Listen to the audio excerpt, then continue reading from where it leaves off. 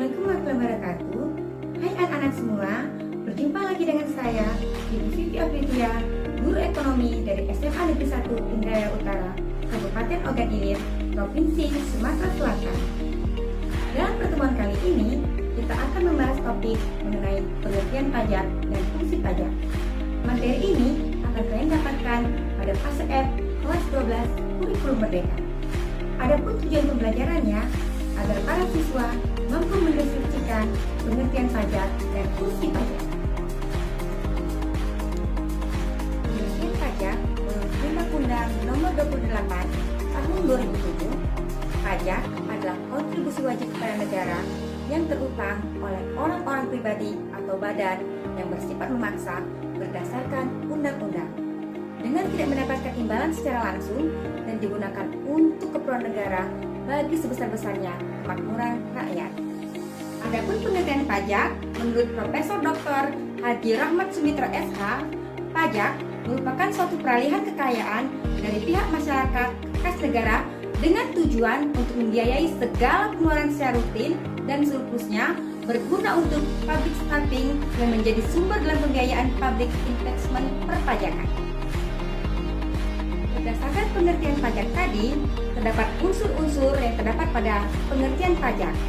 Pertama, kontribusi yang wajib. Kedua, bersifat memaksa. Ketiga, dikelola oleh pemerintah.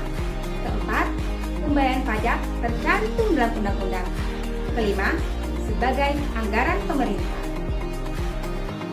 Adapun pengertian wajib pajak itu sendiri adalah orang pribadi atau badan meliputi pembayar pajak, pemotong pajak, dan pemungut pajak yang mempunyai hak dan kewajiban perpajakan sesuai ketentuan peraturan perundang-undangan perpajakan. Pajak memiliki 4 fungsi. Fungsi pertama, fungsi budgeter. Anggaran pajak menjadi salah satu sumber negara untuk menerima pendapatan. Dalam menjalankan tugas rutin negara untuk pembangunan dan biaya lainnya, dibutuhkan pemasukan atas semua pengeluaran tersebut. Pengeluaran negara yang tertuang dalam APBN akan digunakan untuk membiayai pembangunan. Maka dari itu, pajak menjadi sumber pemasukan dari kas negara. Fungsi kedua, fungsi regulasi. Mengatur pajak akan digunakan untuk kebijakan sosial dan ekonomi dalam suatu negara. Pemerintah akan dapat mengatur pertumbuhan ekonomi melalui pajak. Misalnya, dalam rangka meningkatkan ekspor atas barang dan jasa, pemerintah dapat memberikan fasilitas pajak kepada pelaku ekspor untuk meningkatkan produksi ekspor. Sebaliknya, jika pemerintah ingin melindungi produksi dalam negeri, maka dapat ditetapkan bea masuk yang tinggi untuk produk yang berasal dari luar negeri. Beberapa contoh tersebut menunjukkan bahwa pajak dapat berfungsi mengatur jalannya perekonomian suatu negara. Fungsi ketiga, fungsi distribusi. Pemerataan pajak juga berfungsi untuk mendistribusikan manfaatnya demi kesejahteraan masyarakat.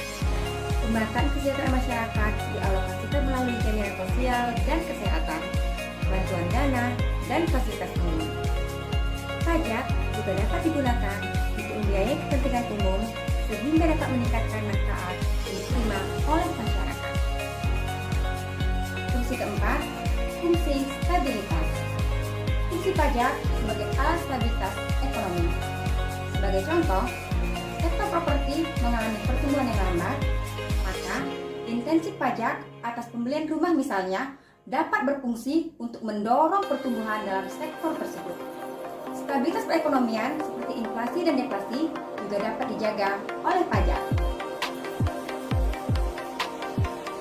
Demikianlah pertemuan kita kali ini. Sebagai evaluasi, silakan anak-anak mengerjakan soal-soal dari link berikut ini.